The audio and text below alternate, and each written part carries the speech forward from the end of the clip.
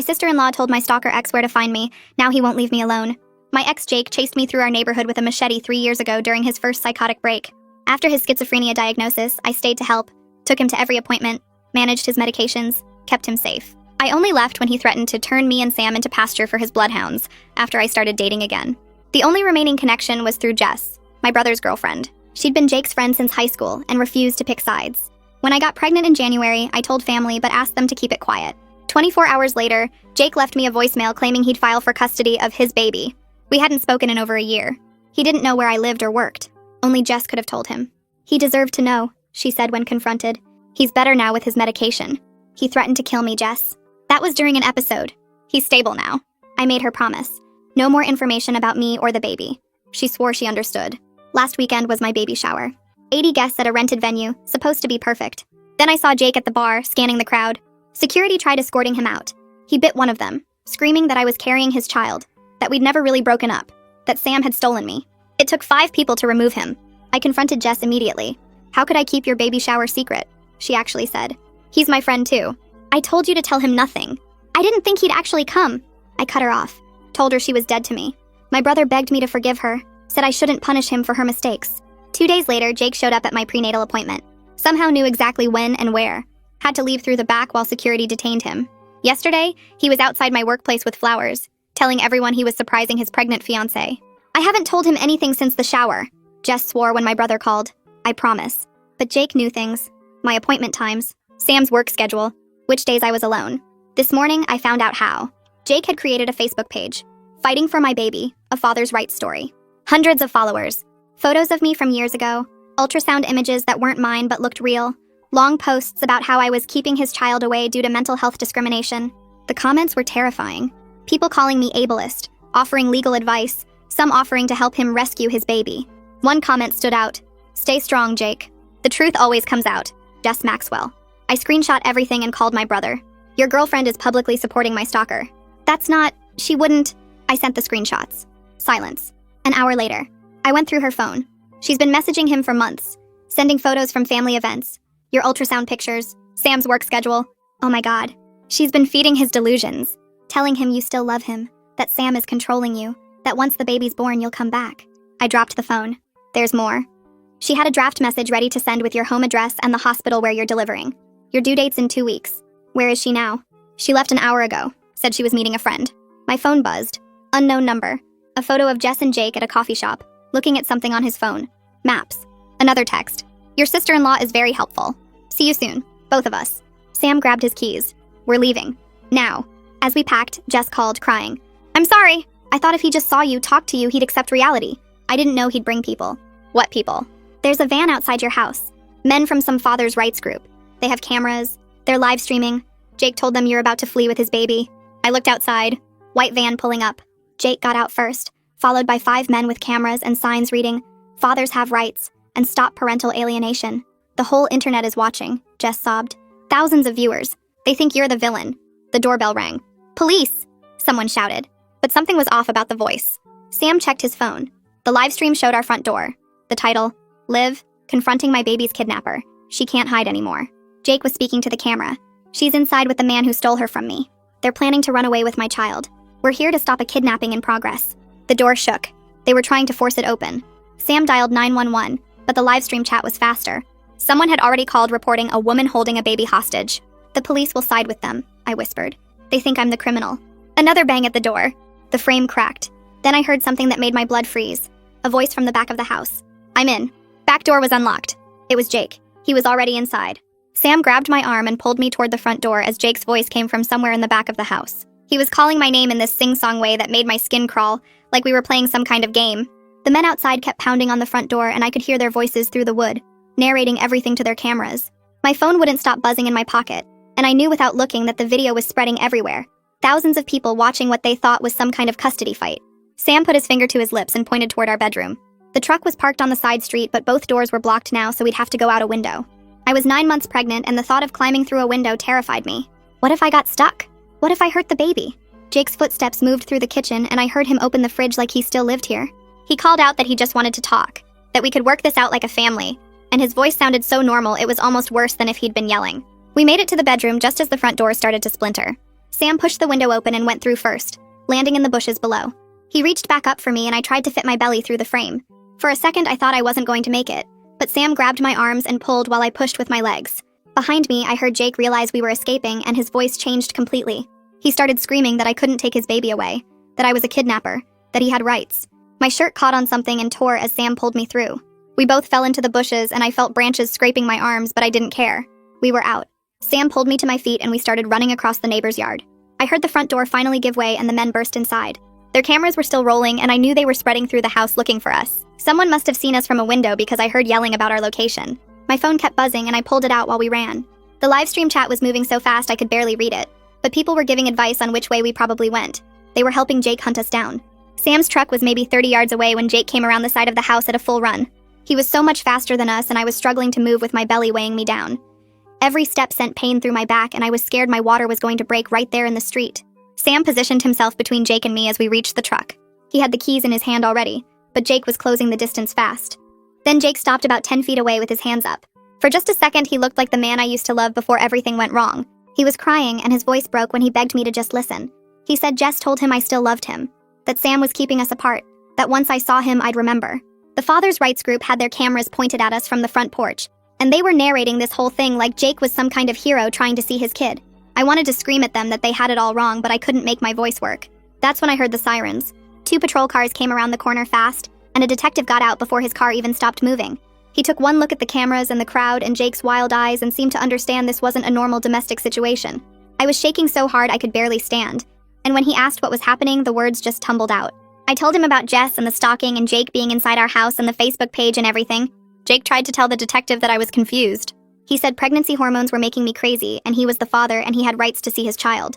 The detective asked Jake for proof that he was the father. Jake pulled out a whole stack of printed Facebook messages from Jess. They had my pregnancy symptoms listed out, my due date, even my doctor's name. The detective's face changed as he read through them, and I could see him realizing how much detailed information Jake had been collecting. The Father's Rights group started chanting about parental rights, and how men get discriminated against. Their phones were still streaming to what looked like thousands of viewers now. The detective called for backup to clear the crowd and tried to move Jake away from me, but Jake got more upset when the officers touched him. He kept insisting he had a right to be near his child's mother, and the crowd was backing him up. I showed the detective my phone with all the threatening texts and screenshots of Jake's Facebook page. I showed him the photo of Jess and Jake at the coffee shop looking at maps. He called for a female officer right away, and said she'd take my statement somewhere safe while he dealt with Jake and the crowd. Sam refused to leave my side as they walked us to a patrol car.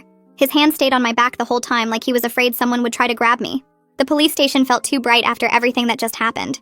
Detective Putnam led us to a small room with a table and chairs, and Sam stayed right next to me the whole time. The detective pulled out a notepad and started explaining how this was more complicated than a regular stalking case because of Jake's mental health history. He said they needed to figure out if Jake was able to understand what he'd done wrong, or if he needed to go to a hospital instead of jail. My hands were shaking. So bad I had to sit on them. The detective kept talking about how the live stream had blown up online and was already at over 50,000 views. Local news stations were calling the police department asking for information. Sam asked what that meant for us, and Detective Putnam said it meant we needed to be really careful, because people on the internet now thought they knew our whole story. Officer Marguerite Lozano came in with coffee and sat down across from me. She had kind eyes and she told me to take my time telling them everything. So I started from the beginning, from 3 years ago, when Jake chased me through the neighborhood with that machete. I told them about his diagnosis and how I stayed to help him, about all the appointments and medications. I explained how I only left when he threatened to kill me and Sam. Officer Lozano took notes while I talked, and Detective Putnam recorded everything on his phone. When I got to the part about Jess, they both leaned forward. I showed them all the screenshots from Jake's Facebook page and the messages between Jess and Jake that my brother had found. Detective Putnam said what Jess did wasn't just being a bad friend. It was actually a crime called stalking by proxy. My phone kept buzzing on the table and I could see it was my brother calling over and over, 6 times during the interview. I couldn't talk to him yet because I was too angry and felt too betrayed. Officer Lozano asked if I wanted her to turn my phone off and I nodded. She powered it down and set it aside. Detective Putnam excused himself to make a phone call and came back 20 minutes later. He'd contacted someone named Alec Navarro, who used to be Jake's psychiatrist. Dr. Navarro told him Jake had stopped taking his medications 4 months ago, even though the doctor told him not to. The psychiatrist explained that when Jake's delusions got bad, they usually focused on past relationships, and he could get really dangerous when he thought someone was keeping him from something he believed was his. Detective Putnam said this information was really important because it meant they could put Jake in a psychiatric hospital right away, instead of just arresting him. While we were still giving our statement, there was a commotion in the hallway outside. I heard my brother's voice demanding to see me, and Detective Putnam went out to talk to him. Through the door, I could hear my brother saying he'd left Jess at their apartment and found more stuff on her laptop. He sounded upset and kept saying he needed to show me something right away. Detective Putnam brought him into the room and my brother looked terrible, like he'd been crying. He had his laptop bag with him and he pulled out a folder of printed papers. Bank statements showing payments from someone named Sarah to Jess's account. $3,000 total over the past few months. My brother's hands were shaking as he showed me messages where Jess promised Jake's mother she could bring Jake and me back together if she just had enough details about my life. I felt sick looking at it all. This wasn't just Jess being stupid or misguided. She'd been getting paid to stalk me. Detective Putnam took the bank statements and started making notes. He said this changed everything, because now they could charge Jess with financial fraud and conspiracy on top of the stalking charges. My brother sat down hard in one of the chairs and put his head in his hands. He kept saying he was sorry, that he should have seen what Jess was doing. Tears were running down his face and he showed me more messages where Jess told Jake's mother exactly when I'd be alone, what doctor's office I used, where Sam worked. She'd been so detailed and careful about it. I wanted to be mad at my brother, but looking at him I could see he'd been fooled just like I had. Officer Lozano brought him some tissues and he wiped his face. He told me he'd broken up with Jess as soon as he found the laptop evidence and moved his stuff out of their apartment. He said he knew I probably hated him, but he needed me to know he never would have let this happen if he'd known. Detective Putnam got another phone call and stepped out again. When he came back, he said Jake was being taken to county hospital for evaluation. A doctor there had determined Jake was a danger to himself and other people, so they were putting him on a 72-hour psychiatric hold. That meant Jake would be locked in the hospital for at least 3 days while doctors figured out what to do with him. About an hour later, Detective Putnam told us that Jake's mother had arrived at the hospital from 3 states away. She'd driven all night after seeing the live stream online. The detective said she was really upset when she found out Jake had stopped his medications and that Jess had been helping his delusions get worse. Jake's mom was cooperating with the police and had brought all of Jake's medical records and history to help with the case. Sam asked if we could go home and Detective Putnam shook his head. He said our house was surrounded by news vans and people from those fathers' rights groups who still believed Jake's version of everything. It wasn't safe for us to go back there. I didn't know where we were supposed to go. My best friend Anya called Sam's phone since mine was turned off. Her dad was Detective Putnam, so she'd heard what happened. She told Sam we could stay at her apartment and that she'd already made up the guest room. Detective Putnam said he'd personally take us there and help us get some of our stuff from the house. We drove back to our place with Detective Putnam following in his car. There were 4 news vans parked on the street and a small group of men still standing on the sidewalk with their signs.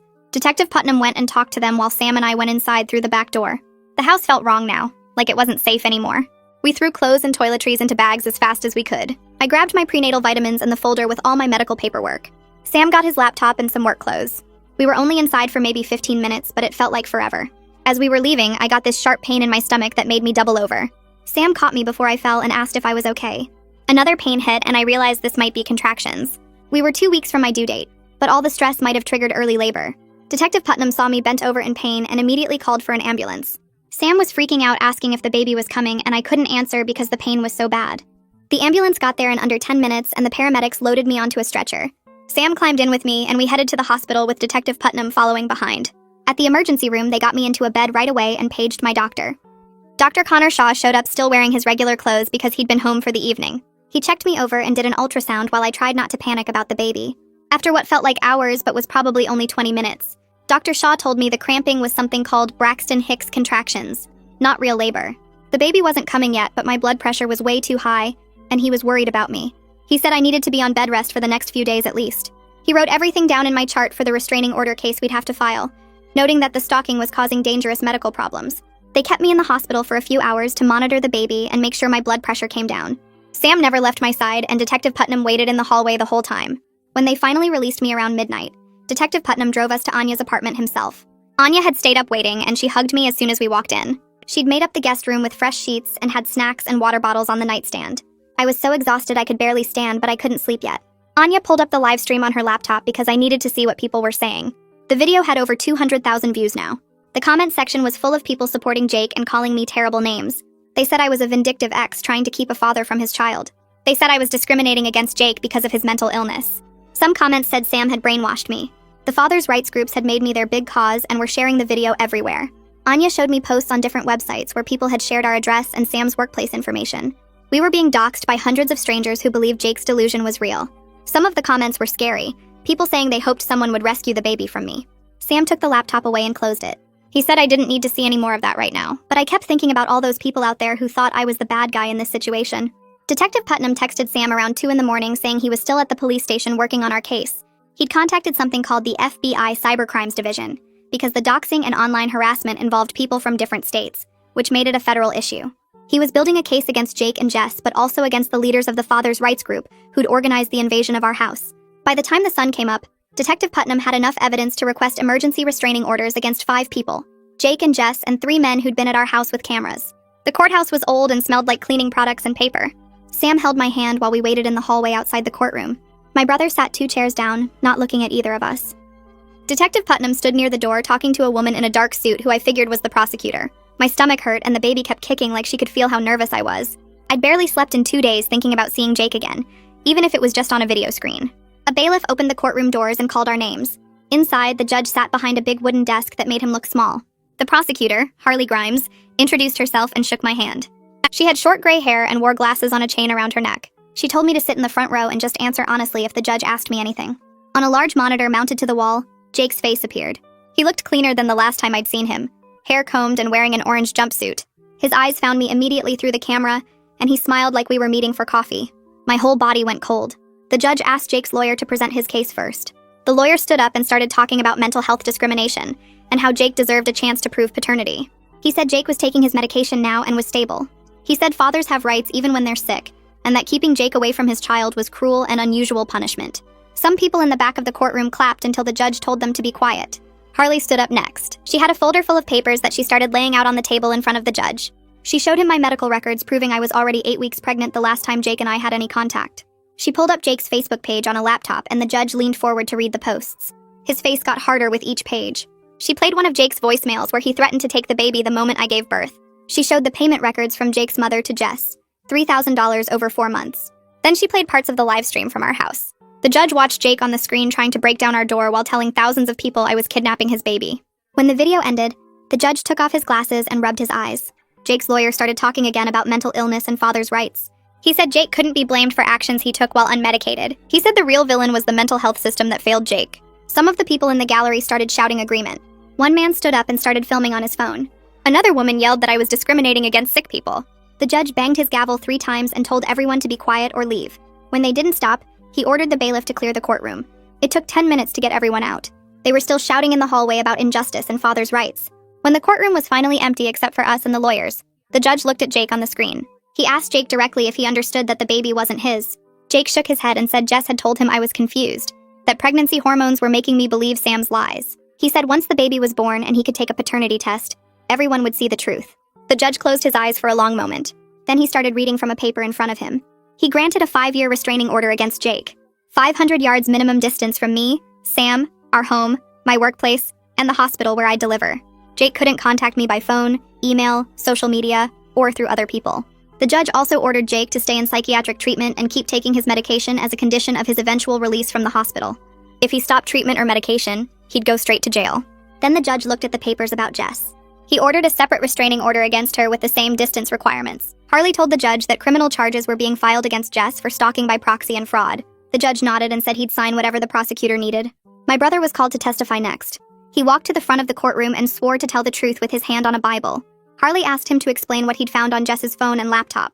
My brother's voice shook as he described the messages between Jess and Jake. Hundreds of them over 4 months. Photos of me at family dinners. Screenshots of my ultrasound pictures. My work schedule that Jess had gotten by asking my brother innocent questions. Details about my doctor appointments. Even a draft message with our home address and the hospital name that Jess had been planning to send. He showed the judge the bank statements proving Jess had received $3,000 from Jake's mother. Harley asked why he was testifying against his girlfriend. My brother looked at me for the first time that day. He said his sister's safety mattered more than any relationship. He said he'd been stupid and blind, but he wasn't going to keep protecting someone who'd put me and my baby in danger. Jess's lawyer tried to make her sound like a confused friend who didn't understand what she was doing. He said she thought she was helping Jake accept reality by giving him information. He said she never meant for things to get dangerous. But Harley pulled out the payment records and asked how someone receives $3,000 by accident. She asked if naive friends usually get paid for their help. The judge didn't look convinced by Jess's lawyer. After the hearing ended, my brother followed us out to the parking lot. He told me he'd moved out of the apartment he'd shared with Jess and was staying with a friend across town. He said he'd started seeing a therapist to figure out how he'd missed all the signs. He apologized again for not protecting me better. I wanted to stay angry at him, but he looked so broken that I couldn't. I told him I needed time before things could go back to normal between us. He nodded and said he understood. Sam and I drove back to Anya's apartment in silence. I kept thinking about Jake's face on that screen, still believing the delusion even with all the evidence right in front of him. That night, I checked the father's rights forums that had been posting about me. The restraining order had made everything worse. They were calling me a false accuser who'd weaponized the courts. They said I was using Jake's mental illness against him. Someone posted that they hoped I'd lose the baby as punishment for my lies. The comments got worse from there. Detective Putnam called the next morning and said he wanted me to meet with someone. Her name was Riley Chase, and she was a social worker who helped stalking victims. She had experience with cases where mental illness and online harassment mixed together. He gave me her number and told me to call her as soon as possible. I met Riley at a coffee shop near Anya's apartment 2 days later. She was younger than I expected, maybe 30, with red hair pulled back in a ponytail. She ordered us both decaf and sat across from me with a notebook. She asked me to walk her through everything that had happened. When I finished, she wasn't shocked or surprised like most people. She just nodded and started writing. She told me the online harassment would probably get worse before it got better. The forums would keep posting about me and sharing conspiracy theories. But she said specific threats and doxing were crimes we could prosecute. She knew lawyers who specialized in getting content removed from websites and going after the worst harassers in civil court. She said we'd document every threat and every piece of personal information that got posted. She explained that we couldn't stop people from having opinions about me online, even terrible ones. Free speech protected that. But when they crossed into threats or sharing my address or workplace, that became criminal. She'd seen cases like mine before where internet mobs decided someone was the villain and wouldn't let go. Sometimes it took months or even years for them to move on to a new target. She gave me her card and told me to screenshot everything and send it to her. Every threat, every post with my information, every comment that seemed dangerous. She'd work with Detective Putnam and the FBI to build cases against the people who went too far. 3 days after I met with Riley, someone posted the name of the hospital where I was registered to deliver. They included my due date and said people should show up to document me leaving with Jake's baby. The post got shared across multiple forums within hours. Dr. Shaw called me that afternoon sounding worried. He said the hospital had received dozens of calls asking about me. Security had caught 2 men trying to get into the maternity ward that morning, claiming they were there to protect a baby. He told me we needed to transfer my care to a different hospital immediately. He'd already called a colleague across town and arranged everything. I'd be registered under a fake name, and only Dr. Shaw and his nurse would know my real identity. He sent the hospital security team my photo with instructions to call police if Jake or anyone suspicious showed up asking about me. Sam and I drove to the new hospital that evening to pre-register. The maternity ward was on the 4th floor with locked doors and cameras everywhere. A security guard sat at a desk checking IDs before letting anyone through. The nurse who processed my paperwork never used my real name out loud. She called me by the fake name Dr. Shaw had chosen and made me memorize it. She said when I came in to deliver, I'd need to use that name or they wouldn't admit me. Detective Putnam called with news about Jake. The psychiatric hold had been extended to 14 days. The doctor said he was still delusional and potentially dangerous even with medication. They wanted more time to adjust his treatment and make sure he was stable. Detective Putnam said this was good for us because it meant Jake would be locked up when I delivered. That same afternoon, Jake's mother showed up at Anya's apartment. Anya called me before letting her in, and I almost said no. But something made me agree to see her. She looked older than I remembered, with new gray in her hair. She sat on Anya's couch and cried while apologizing. She said she'd been desperate to help her son, and thought giving him information would help him accept reality. She said she'd paid Jess because Jess promised she could bring Jake and me back together. She'd believed Jess when Jess said I still loved Jake and just needed reminding. She said she realized now that she'd enabled Jake's delusions and made everything worse. She was working with the prosecutors and had given them all her records of the payments to Jess. She'd also signed papers giving Jake's doctors full control over his treatment, so he couldn't refuse medication anymore. She asked if there was anything she could do to help protect me and the baby. I told her the best thing she could do was make sure Jake stayed in treatment and on his medication for the rest of his life. She promised she would and left me her phone number in case I ever needed anything. 2 days after Jake's mother left, Sam and I met with a real estate agent named Jonathan, who specialized in secure apartments. He showed us 3 buildings across town, each one farther from our old neighborhood, and the memories of that terrible night. The first place had a doorman, but the windows felt too exposed, facing a busy street where anyone could stand and watch. The second had better security, but the rent made Sam's face go pale when Jonathan quoted the monthly cost. The third building sat on a quiet block with a gated entrance, cameras covering every angle, and a lobby guard who checked IDs before letting anyone past the front desk. The apartment itself was smaller than our house, just 2 bedrooms on the 4th floor, but the moment I walked in, I felt something I hadn't felt in weeks. Safe. Sam squeezed my hand, and I knew he felt it too. Jonathan pulled out the paperwork and started explaining deposits and lease terms, while I calculated how much we'd need to move in. Between first month, last month, security deposit and moving costs, we were looking at nearly $8,000. We had maybe half that in savings. I felt my chest tighten as the safe feeling started slipping away. Jonathan must have seen my face change because he paused mid-sentence and asked if we needed a minute to discuss finances. Sam started to say we'd need to think about it when my phone rang. Detective Putnam. He asked where we were, and I told him about the apartment hunting. He was quiet for a second, then said he might be able to help with the costs through a victim assistance program the county ran for people whose homes had been compromised by stalkers. He said he'd already started the paperwork after seeing our situation, and thought we'd qualify for up to $10,000 in moving expenses. The relief made me dizzy. Sam took the phone and got the details while I sat on the apartment's empty living room floor, one hand on my belly where the baby was kicking. Jonathan gave us an hour to sort things out and stepped into the hallway. Detective Putnam connected Sam with someone from the Victim Services Office who confirmed they could expedite our application, given the urgency and the online threats. By the time Jonathan came back, we were signing the lease. My brother called that evening asking to meet somewhere neutral to talk. I almost said no, still angry about Jess and how long he'd let her access to our family continue. But Sam reminded me that my brother had been the one to finally expose what Jess was doing, that he'd given prosecutors everything they needed. We agreed to meet at a coffee shop near Anya's apartment the next morning. He was already there when I arrived, sitting at a corner table with 2 cups in front of him. He'd ordered my usual decaf now because of the pregnancy, and the small gesture made my throat tight. He stood when he saw me but didn't try to hug me, just gestured to the chair across from him. We sat in awkward silence for a minute before he started talking. He said he'd moved out of the apartment he'd shared with Jess, couldn't stand being in the space where she'd plotted against me. He'd cut off all contact with her and changed his number so she couldn't reach him. He was cooperating fully with the prosecutors, had given them his testimony about finding the messages on her phone and the payments on her laptop. He said he knew sorry wasn't enough, that he should have seen what she was doing sooner, should have questioned why Jake always seemed to know things only family should know. His voice cracked when he said he'd chosen his relationship over his sister's safety, and he'd have to live with that.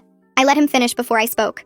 I told him I appreciated his testimony and his cooperation with the police, that those actions mattered, but I also told him I wasn't ready to go back to how things were before, wasn't ready to trust him the way I used to. He needed to understand that rebuilding what we had would take time, maybe a long time, and I couldn't promise we'd ever get all the way back. He nodded and wiped his eyes with his sleeve. He said he understood, that he'd spend however long it took proving he was trustworthy again. He asked if he could at least know when the baby was born, if there was a way to be part of his niece's life even from a distance. I thought about it for a minute, watching him sit there looking more broken than I'd ever seen him. I said maybe, eventually, but right now I needed space to feel safe and prepare for the baby without worrying about information leaking.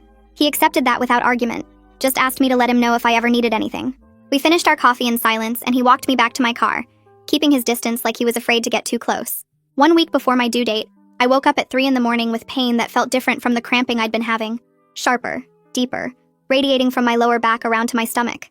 I lay there for a minute trying to decide if it was just more stress contractions, but then I felt wetness between my legs, and when I turned on the lamp, the sheets were spotted with blood. I shook Sam awake and his eyes went wide when he saw the blood. He was out of bed and grabbing his keys before I could even sit up, helping me into sweatpants and shoes while calling the hospital to tell them we were coming. The drive felt endless even though the new hospital was only 15 minutes away. Every bump in the road sent fresh waves of pain through my abdomen, and I kept one hand pressed against my belly, feeling for the baby's movements. She was still kicking, but the movements felt different, more frantic. Sam ran 2 red lights and I didn't tell him to slow down. Dr. Shaw met us in the emergency entrance, already in scrubs like he'd been waiting. A nurse brought a wheelchair and they rushed me through hallways I didn't recognize to a room with monitors and equipment everywhere. Dr. Shaw examined me while explaining what he was checking for. His voice calm but his movements quick and precise. After a few minutes, he pulled back and told Sam to sit down. He said the stress had caused a partial placental abruption, which meant the placenta was starting to separate from my uterus wall. It wasn't a complete separation yet, but it was dangerous. Could get worse fast, could cut off oxygen to the baby or cause me to bleed too much. My whole body went cold. I asked if the baby was okay, and Dr. Shaw said, "For now, yes. Her heart rate was strong and she was moving well. But we needed to act quickly." He said he was going to give me medication to try to stop the bleeding and stabilize the situation, but I'd need to stay in the hospital on complete bed rest. If the bleeding got worse or the baby showed signs of distress, they'd have to deliver immediately by emergency surgery. Sam's hand found mine and gripped hard. I thought about everything Jake had done, all the fear and stress he'd put us through and how now it might cost me my baby. The anger felt like fire in my chest, but I pushed it down because I needed to stay calm for her. Dr. Shaw started an IV and gave me the first dose of medication while nurses hooked me up to monitors that tracked my contractions and the baby's heartbeat. The sound of her heartbeat filled the room, steady and strong, and I focused on that sound while the medication worked, and the pain slowly started to ease. Dr. Shaw came back 2 hours later with test results and an ultrasound machine. He did a full scan of the baby and the placenta while explaining what he was seeing on the screen. The separation was small, he said, and the medication had stopped it from getting worse. The baby looked healthy, good size and position, strong heartbeat and movements. But he said I couldn't go home, needed to stay in the hospital under observation for at least 24 hours to make sure the bleeding didn't start again. After that, if everything stayed stable, I could go home but only on complete bed rest until delivery. No getting up except to use the bathroom, no stress, no visitors except Sam, and absolutely no exposure to anything related to Jake or the case. He said my body had been through too much and we needed to give the baby every possible chance to develop a little longer. But he also said we couldn't wait for natural labor anymore. The risk was too high. He wanted to schedule a controlled induction for 3 days from now, which would put me at 37 weeks. Not full term, but close enough that the baby should be fine, and the controlled environment would let them monitor everything and act fast if complications developed. I agreed immediately, just grateful there was a plan that might keep both of us safe. Dr. Shaw left to set up the induction schedule while Sam pulled a chair next to my bed and held my hand. A nurse came in to brief me on the bed rest rules and what to watch for, any new bleeding or pain or changes in the baby's movement. She also said the security team had been updated about my extended stay and the upcoming delivery. My photo and fake name were distributed to every staff member on the maternity floor, with instructions that I was a high-risk patient with a security situation. No one would be allowed into my room without showing ID to the guard posted outside my door. No information about me would be given out over the phone or to anyone who came asking. When the baby was born, she'd be registered under the fake name too until we could safely leave the hospital and update the records. The level of precaution should have made me feel paranoid, but instead it made me feel protected. These people were taking the threat seriously, doing everything they could to keep Jake and his supporters away from us. Detective Putnam called that afternoon with news about Jess that made my blood pressure spike enough to set off the monitors. A nurse came rushing in, and I had to take deep breaths and think calm thoughts until the numbers went back down before Detective Putnam would continue. He said Jess had violated her restraining order by creating a fake social media account under a different name to contact my brother. She'd sent him messages claiming she was pregnant with his child and needed to talk urgently, that she had important information about Jake he needed to hear. My brother had immediately screenshot everything and called the police instead of responding. Detective Putnam said they'd traced the account back to Jess within hours and arrested her at her parents' house where she'd been staying since making bail. Her bail was revoked and she was now in county jail awaiting trial. He said the violation showed she couldn't be trusted to follow court orders, and the prosecutor was using it to argue she should stay locked up until her trial date. I asked if she was really pregnant, or if that was just another manipulation. Detective Putnam said as far as they knew it was a lie, just another attempt to get my brother to break his silence and give her information she could pass to Jake. The coldness of it stunned me.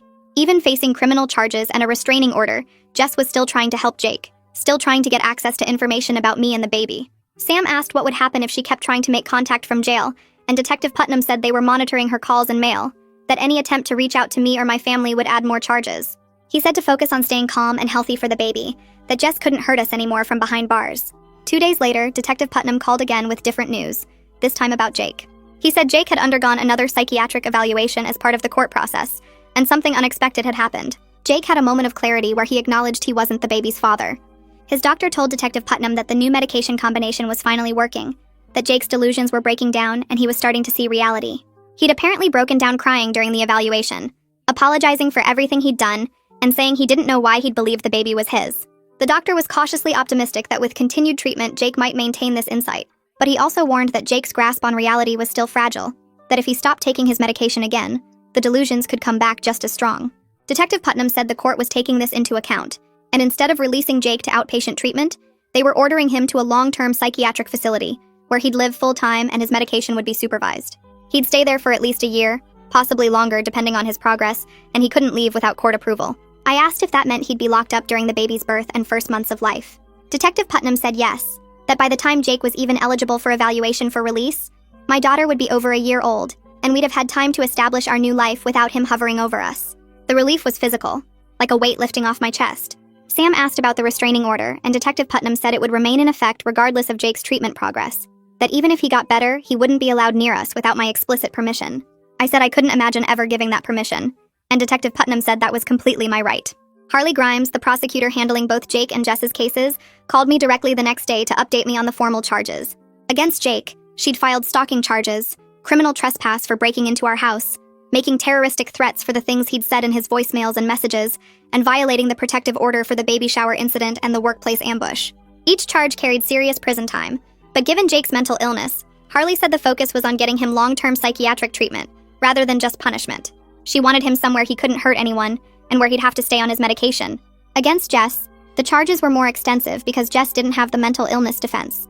Harley had filed stalking by proxy for feeding Jake information, fraud for the payments she'd received from Jake's mother under false pretenses, conspiracy for coordinating with Jake to track my movements, and harassment for the social media posts supporting Jake's delusions. Harley said Jess was facing up to 5 years in prison if convicted on all counts, though she'd likely try for a plea deal. I asked what kind of deal she might get, and Harley said she wouldn't accept anything less than 3 years with mandatory counseling and full restitution for the costs her actions had caused us.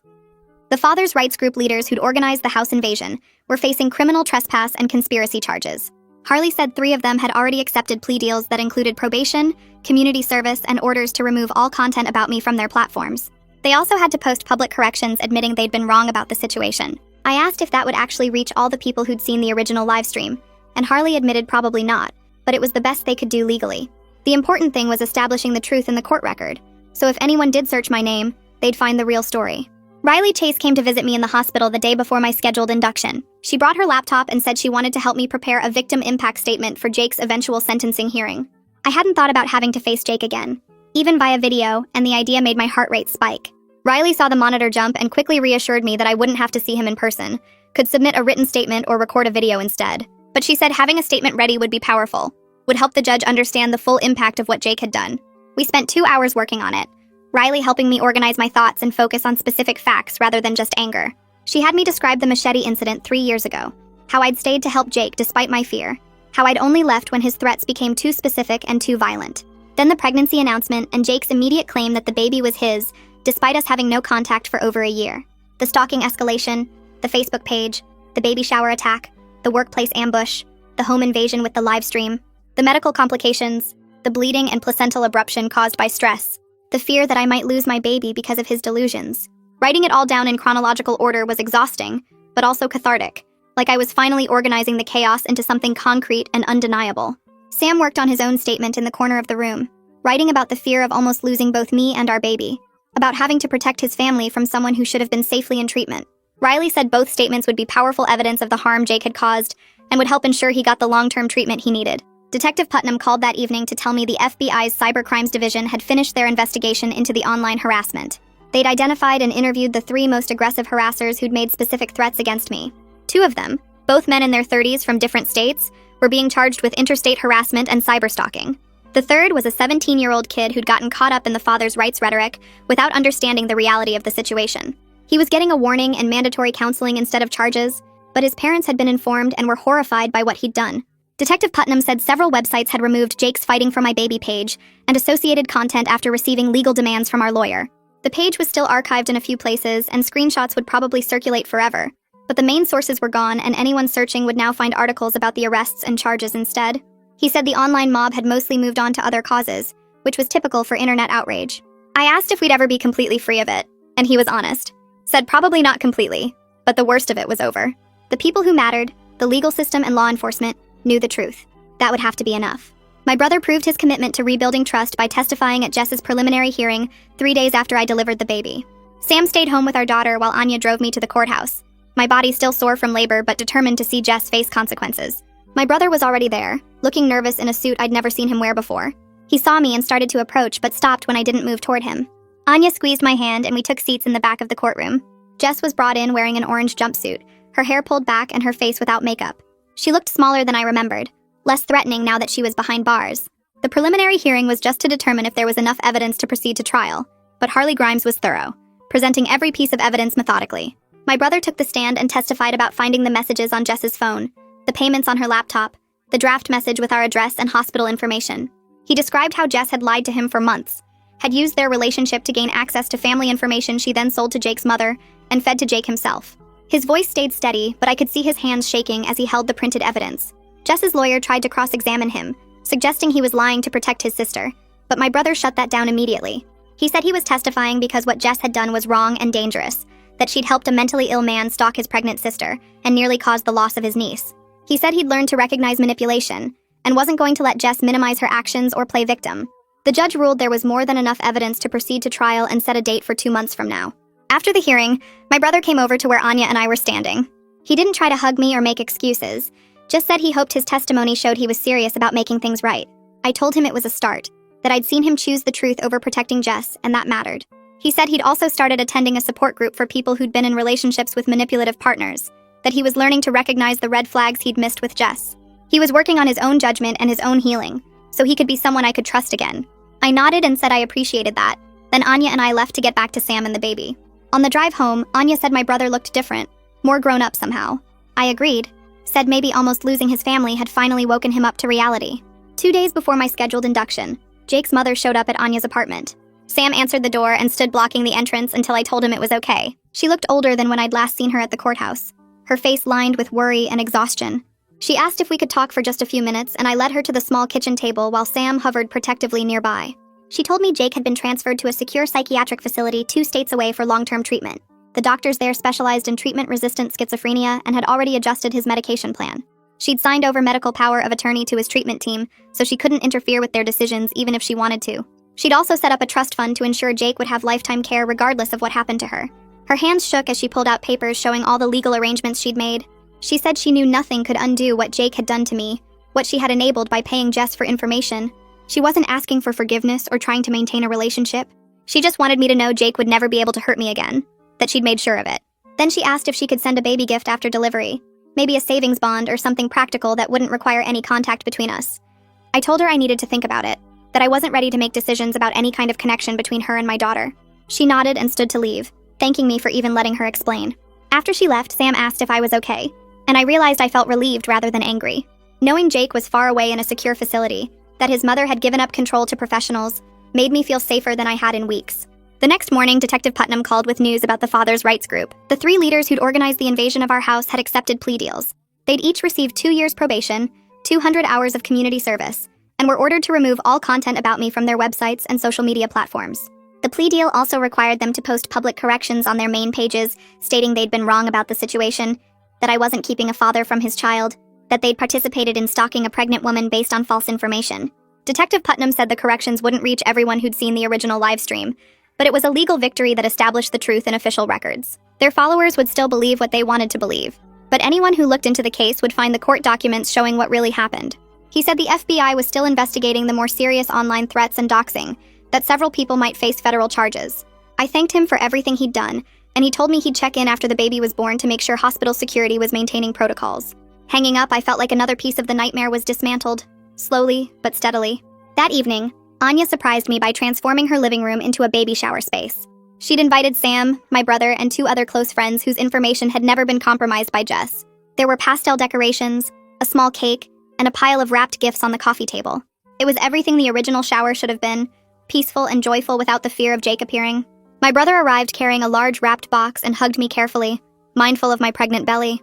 We played simple games and ate cake while Anya told funny stories about her own mother's pregnancy with her. When I opened presents, there were practical things like diapers and baby clothes, but also thoughtful gifts like a handmade baby blanket from my brother. He'd learned to crochet specifically to make it, spending weeks on the intricate pattern. Inside was a card promising to be the best uncle, to protect his niece, to never let anyone hurt our family again.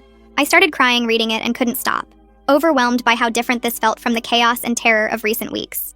Sam held me while I cried, and my brother apologized for making me emotional. I told him these were good tears, that I needed to feel this kind of happiness again.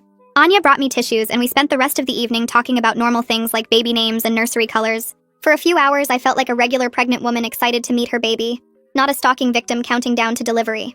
We arrived at the hospital at 6 in the morning, the sky still dark and the parking lot nearly empty.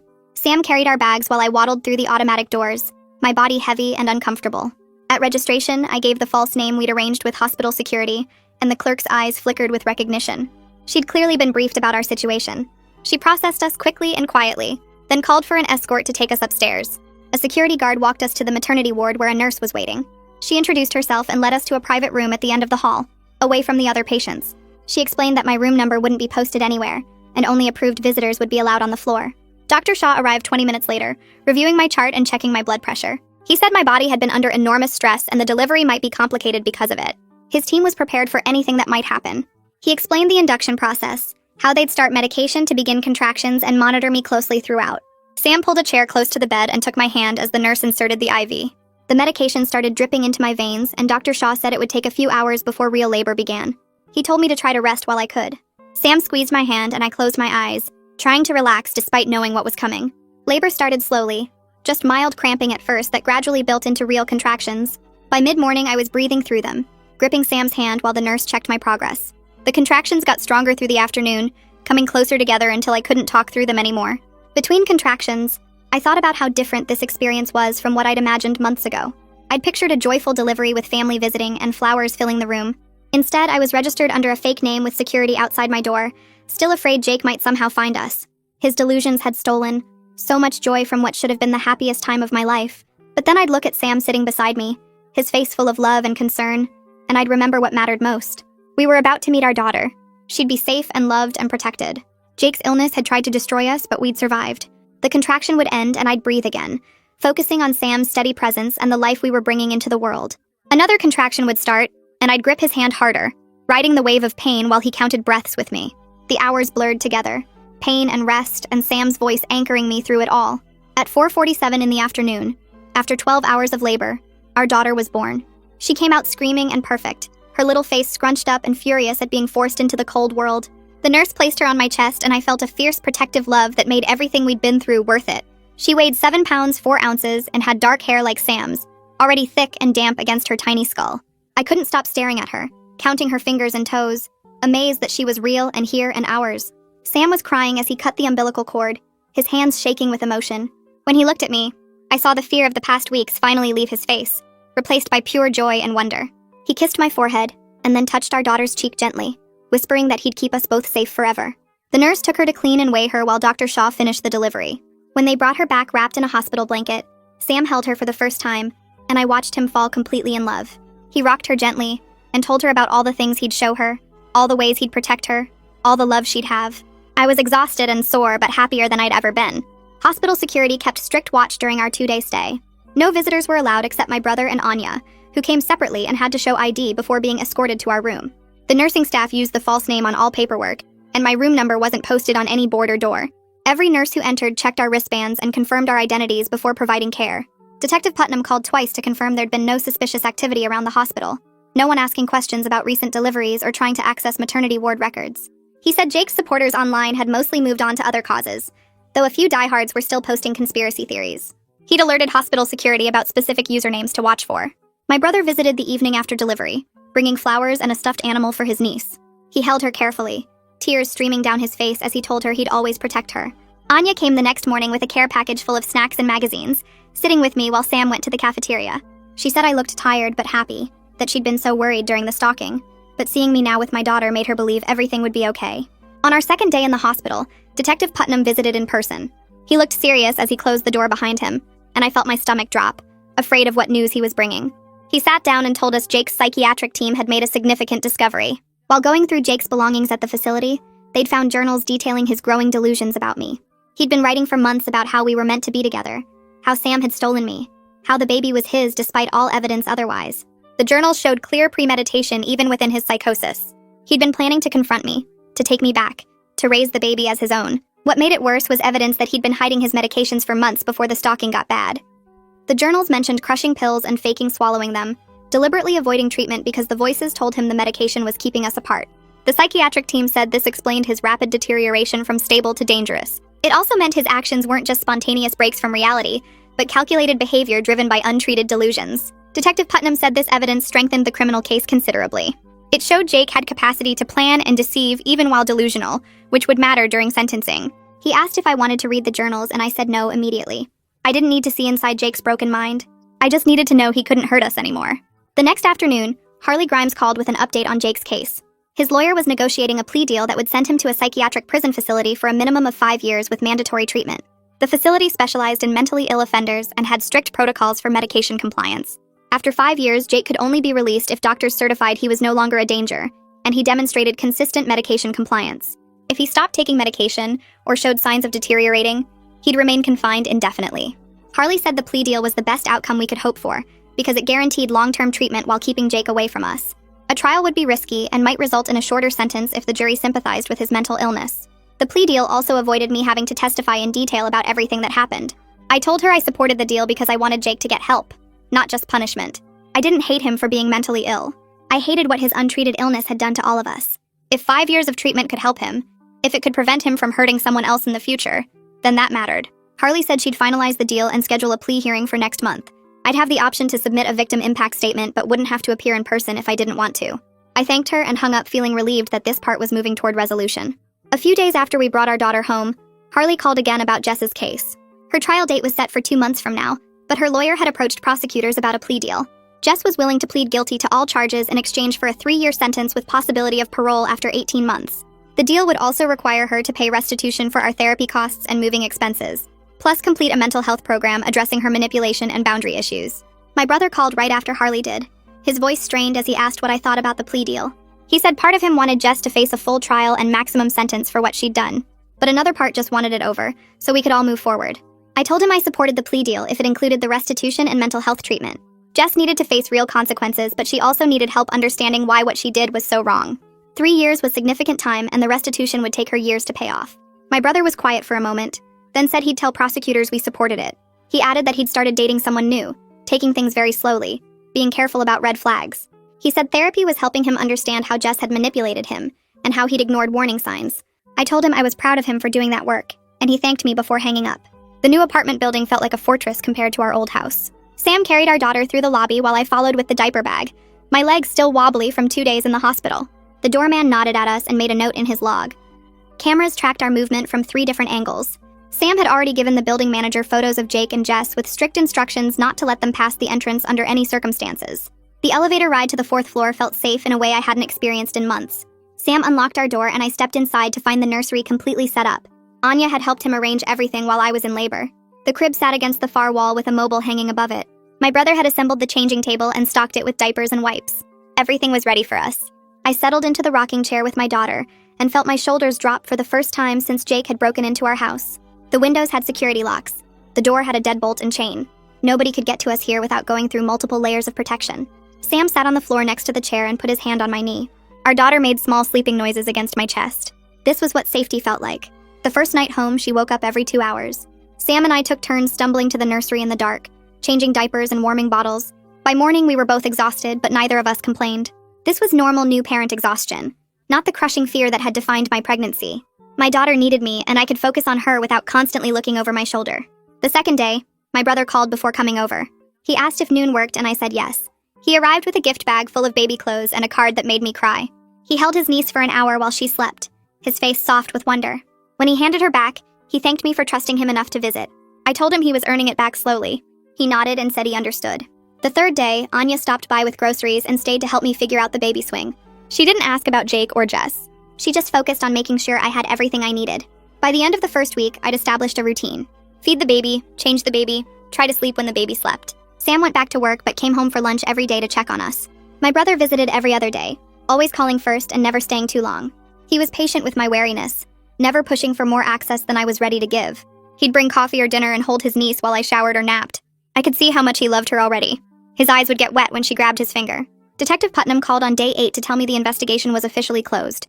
Jake was in custody at the psychiatric facility, and Jess was in county jail awaiting trial.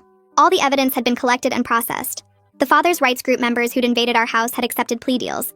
The online harassment campaign had been documented for potential federal charges. Everything was wrapped up from a police perspective.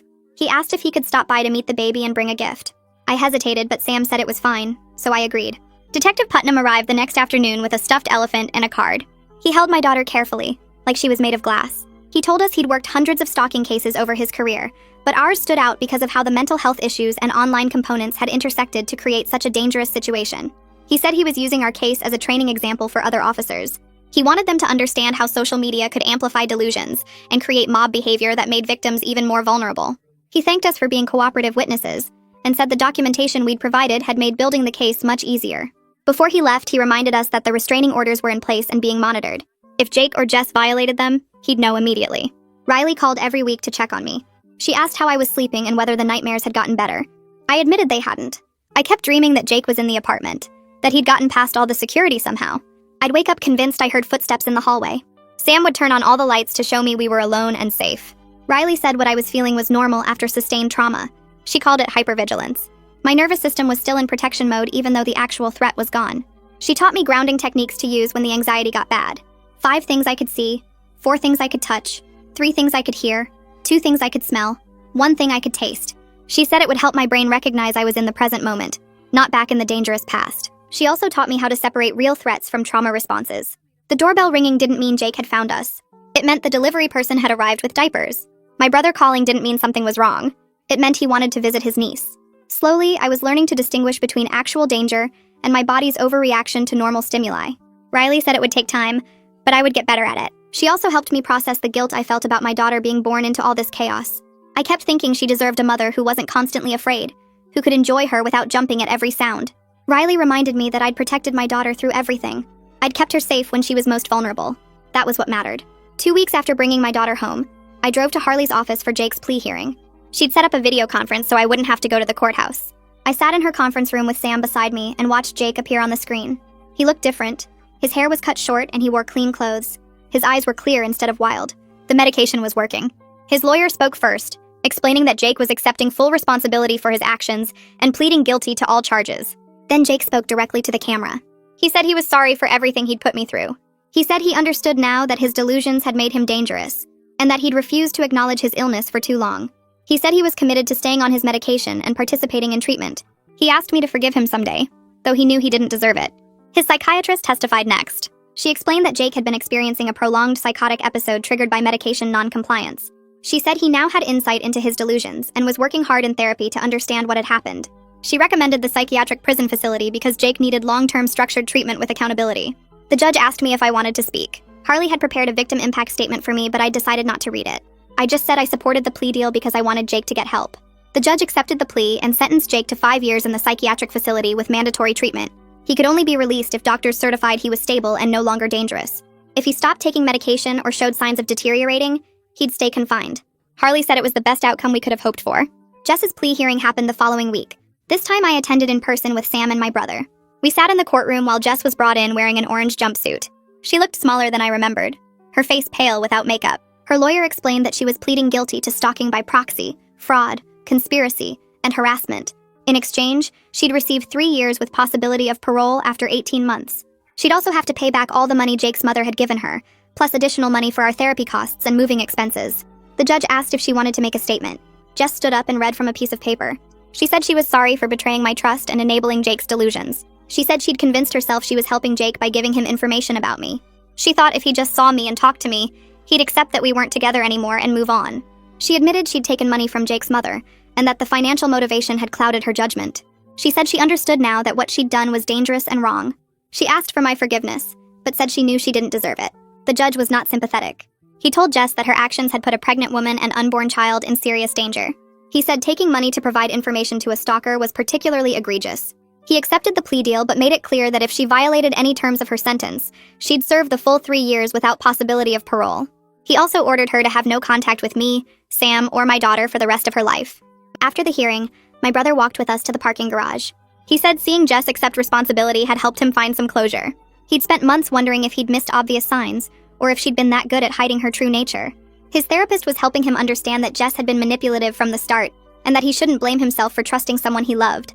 He told us he'd started dating someone new, a woman he'd met at the gym. They were taking things very slowly. He was being careful about red flags and paying attention to how she treated other people. He was applying everything he'd learned in therapy about recognizing manipulation tactics. He asked if he could babysit his niece sometimes. I looked at Sam and then back at my brother. I told him yes, but we'd start with short visits while Sam or I were home. He nodded and said that was fair. He'd proven himself trustworthy over the past 2 months by respecting every boundary I'd set and being honest about his own healing process. He deserved a chance to be the uncle he wanted to be. 3 months passed quickly. My daughter grew and changed every day. She started smiling and making cooing sounds. She slept for longer stretches at night. Sam and I adjusted to being parents. The online harassment that had been so intense during the stalking gradually died down. The father's rights groups moved on to other causes and other people to target. The posts about me were still out there, but they got buried under newer content. Most people who'd believed Jake's story never saw the court records or news articles that told the truth. But enough people did that. The narrative shifted. Riley helped me work with a lawyer to get the worst content removed from search results and social media platforms. We sent legal demands to websites hosting Jake's Facebook page and similar content. Most of them complied rather than face lawsuits. It wasn't perfect, but it was better. I could search my own name without seeing dozens of posts calling me a villain. Sam suggested couples counseling, and I agreed immediately. We'd survived something that destroyed many relationships. We needed help processing the trauma together and making sure we stayed strong. Our counselor met with us every week. She helped us talk about the fear we'd both felt and the ways we'd supported each other through the crisis. She pointed out that we'd communicated well under extreme pressure and trusted each other when it mattered most. Those were foundations we could build on. She also helped us process our individual trauma responses. Sam had nightmares about not being able to protect us. I had panic attacks when unexpected things happened. We learned how to support each other through those moments without taking on each other's anxiety. One night after a session, Sam told me he wanted to marry me. He said he'd been planning to propose before everything happened with Jake, but he'd wanted to wait until we were both healed enough to actually enjoy planning a wedding. He didn't want our engagement to be overshadowed by trauma. I told him I felt the same way. We agreed to wait a little longer, until we felt more settled and peaceful. I took my daughter to her 4-month checkup on a Tuesday morning. Dr. Shaw measured and weighed her, checked her reflexes, asked about her feeding and sleeping patterns. He said she was healthy and developing perfectly. He told me he was proud of how I'd protected her through everything. He said a lot of women in my situation would have gone into premature labor, or had serious complications from the stress, but I'd managed to carry her to term and deliver her safely. He said that took real strength. He cleared me to return to work part-time if I wanted, though he recommended continuing therapy to manage any lingering stress. I told him I was thinking about it. Sam and I had talked about me staying home for the first year, but I missed working and having adult conversations that weren't about diapers or feeding schedules. Dr. Shaw said whatever I decided was fine as long as I was taking care of my mental health. He reminded me that postpartum depression could be made worse by trauma, and I should watch for warning signs. I promised I would. I got a call from Detective Putnam 2 weeks later. He said Jake's treatment team reported he was doing well with a new medication mix. Jake was going to therapy every day and talking about what he'd done.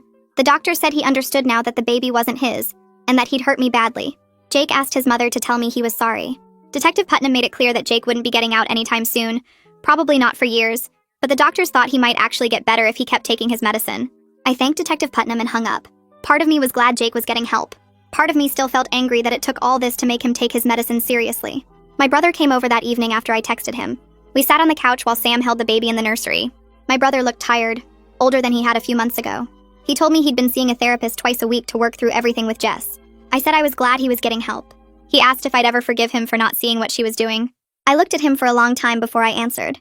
I told him I forgave him. He started crying right there on my couch, covering his face with his hands. He said he'd been working so hard to be someone I could trust again, that he knew he'd failed me by not seeing through Jess sooner. I hugged him and told him we'd be okay.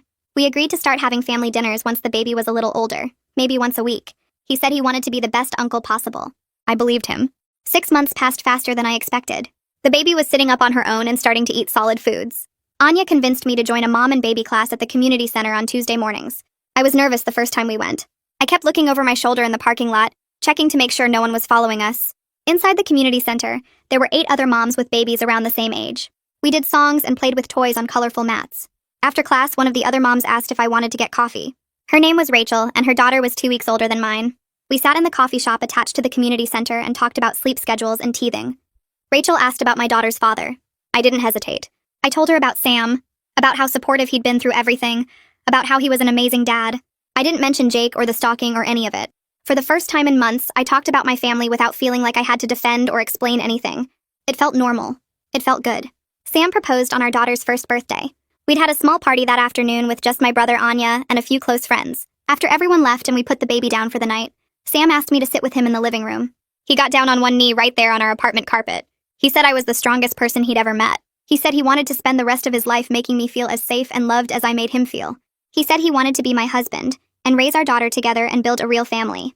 I said yes before he even finished talking. I was crying and laughing at the same time. The ring on my finger, and we held each other for a long time. We'd survived the worst thing I could imagine. Everything else felt possible now. We started planning the wedding right away. We decided to keep it small, just 20 people we trusted completely. My brother would walk me down the aisle since our parents had both passed away years ago. Anya would be my maid of honor. Our daughter would be the flower girl, though at 15 months old she'd probably just toddle down the aisle or need to be carried. My brother had started dating someone new, a woman named Claire who worked at the hospital. We'd met her 3 times before we agreed she could come to the wedding. Sam's parents were flying in from Arizona. His sister and her husband would be there too. We picked a date 3 months out, enough time to plan but not so far away that we'd get stressed about it. A letter arrived 2 months before the wedding. Detective Putnam called to tell me it was coming. Jake's mother had written to ask if she could see her granddaughter once a year under supervision. I talked to Sam about it for a long time. We called Riley and asked what she thought. Riley said it was completely my choice, but that supervised visits with a grandparent were different from contact with Jake himself. She said if I decided to allow it, we should wait until our daughter was at least 2 years old and set very strict rules. I thought about it for a week. Finally, I told Detective Putnam to let Jake's mother know I'd agree to supervised visits starting when my daughter turned 2. The visits would happen at a neutral location with a social worker present. Jake's mother could not talk about Jake or show pictures of him. If she broke any rules, the visits would stop forever. Detective Putnam said Jake's mother cried when he told her. She said she understood and was grateful for any chance to know her granddaughter. The wedding day was perfect. Anya's parents had a big backyard with old trees and a garden. We set up chairs in rows and hung white lights in the branches. 20 people sat and watched as my brother walked me down the grass aisle. Our daughter wore a tiny white dress and my brother's girlfriend Claire carried her, since walking was still an adventure at that age. Sam stood at the front with his best friend from college as his best man. He was crying before I even reached him. My brother gave a speech during the reception about family and trust and second chances. He talked about how he'd almost lost me by not protecting me better, and how grateful he was that I'd forgiven him. Half the guests were crying by the time he finished. Sam and I had written our own vows. We promised to protect each other and our daughter. We promised to talk through our fears instead of hiding them. We promised to build a life based on love instead of letting trauma define us. When we kissed, everyone cheered. Anya watched the baby for our honeymoon. We only went 2 hours away to a bed and breakfast in the mountains, but it felt like a different world. For 3 days, we slept in and ate breakfast in bed and took long walks without checking over our shoulders. We talked about buying a house with a yard someday. We talked about maybe having another baby in a few years when we felt ready. We talked about Sam's job and my plans to go back to work part-time. We didn't talk about Jake or Jess or any of the bad stuff. We just talked about our future, about the life we were building together. On the last night, we sat on the porch and watched the sunset. Sam said he'd never been happier. I realized I felt the same way. We weren't defined by what Jake had done anymore. We were defined by what we'd built together, by the family we'd chosen and protected. I went back to work part-time when our daughter was 8 months old. I found a job with a small marketing company that let me work from home 3 days a week and come into the office 2 days. My brother babysat on Tuesdays and Thursdays, proving himself reliable and patient with his niece. He was good with her, always on time, always following our instructions about naps and feeding. Watching him with her helped me trust him fully again. Sam's career was going well. He got a promotion that came with a raise. We started saving money seriously for the first time, putting away money each month for a down payment on a house. We looked at listings online and talked about what we wanted. A yard for sure, 3 bedrooms so the baby could have her own room and we could have a guest room. A good school district. We weren't in a hurry, but it felt good to have a plan, to be working towards something together. Harley Grimes called me on a Tuesday morning while I was working from home. She said Jake had been moved to a different facility, one that was less secure than where he'd been. I felt my stomach drop. She explained quickly that he couldn't be released for at least 4 more years, probably longer. The restraining order was still active and would be for years. But Jake had done so well with his treatment that the doctors recommended moving him somewhere he'd have more freedom and better therapy options. Harley said it was actually a good sign that he was getting better. I called Riley as soon as I hung up with Harley. Riley talked me through my panic. She reminded me that Jake getting better was the best possible outcome for everyone, including me. A Jake who stayed on his medication and understood what he'd done was much safer than a Jake who stayed sick and angry. She was right, but it still scared me. I told Sam that night and he held me while I cried. He promised we were safe, that Jake couldn't get to us, that we'd built a good life and nothing was going to take it away. Our daughter took her first steps on a Tuesday afternoon in May. The sun came through the living room windows and made bright squares on the carpet. She'd been cruising along the furniture for weeks, holding onto the couch and the coffee table while she moved around the room. Sam and I sat on opposite sides of the living room with maybe 6 feet between us. My brother was there too, sitting on the couch with his phone out. Our daughter stood by the couch, one hand on the cushion for balance. She looked at Sam and then at me. Sam held out his hands and said her name. She let go of the couch. She took one wobbly step, then another, then 3 more before she fell forward into Sam's arms. My brother was crying and filming at the same time. Sam picked her up and spun her around while she laughed. I realized in that moment that I was genuinely happy. The fear that used to wake me up at night had faded into something I could manage. The hypervigilance that made me check every car in the parking lot had become occasional anxiety instead of constant terror. We'd built a beautiful life from the ashes of what Jake had done to us. 2 years after everything happened, I found out I was pregnant again. This time we'd planned it. This time there was joy instead of fear. Sam and I sat our daughter down on the couch between us. She was almost 3 now, talking in full sentences and obsessed with dinosaurs. Sam told her she was going to be a big sister. She clapped her hands and asked if the baby would like dinosaurs too.